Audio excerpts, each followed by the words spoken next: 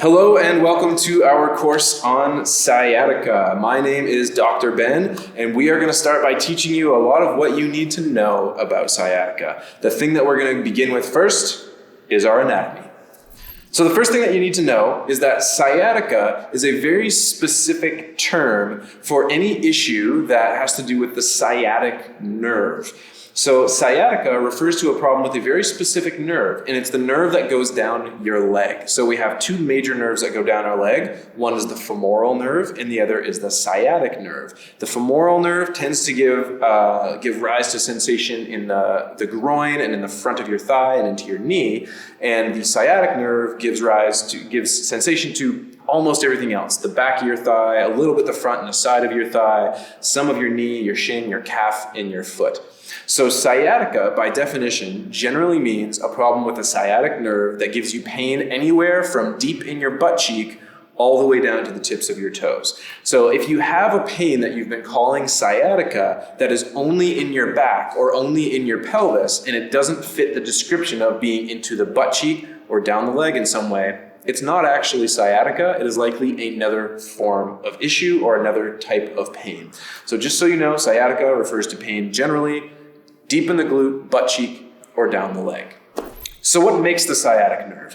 The sciatic nerve is made up of several different smaller nerves. So at the very start, it actually comes out of your low back. So sciatica in most people originates from their low back. You have 5 nerves that come out of your low back. Actually, you have more than that. We'll call them 6. You have 6 nerves that come out of your low back. All of them come out of different segments of your lumbar spine, which is the medical term for your low back. So your lumbar spine has 5 different segments and 6 different nerves that come out of it. And they just go according to the names of L1, L2, L3, L4, L5, and S1. And then there's S2 and 3 that don't tend to get involved. So your sciatic nerve is a mix of 6 other nerves, all of which come out of your low back and travel down your leg, and they do different things. Some of them help your muscles to contract, some of them just help you to feel what's going on, but sciatica always refers to the nerves that are starting in your low back and go all the way down your leg.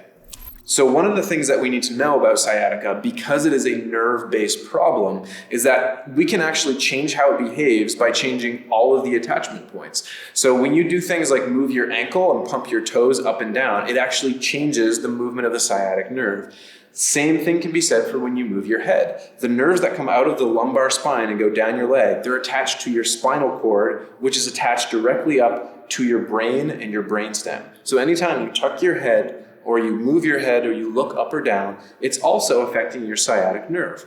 So a lot of the things that we're going to do throughout this course are not going to be purely in the area that causes pain. In fact, more of the issue is going to usually be around your low back and how your spinal cord and the nerves in your low back move. So we're going to focus a little more on those than almost anything else, even though the pain is usually in the leg or the buttocks for most people.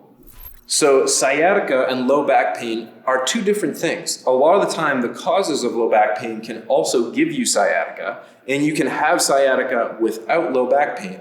So they are actually technically different. If it turns out that you have low back pain and you have sciatica, they're very likely connected, but they're not always connected. So if you have low back pain and you have sciatic pain, please seek a healthcare provider to make sure that you can figure out which is which and whether or not they're related.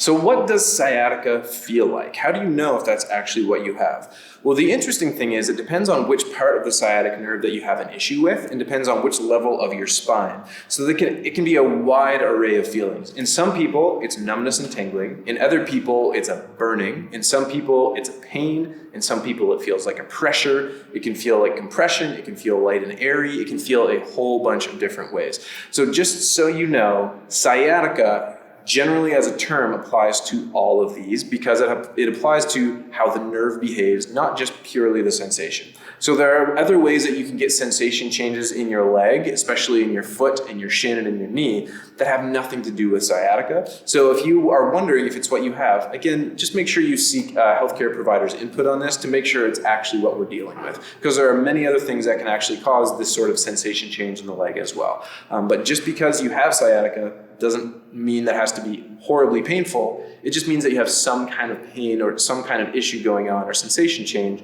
down the leg.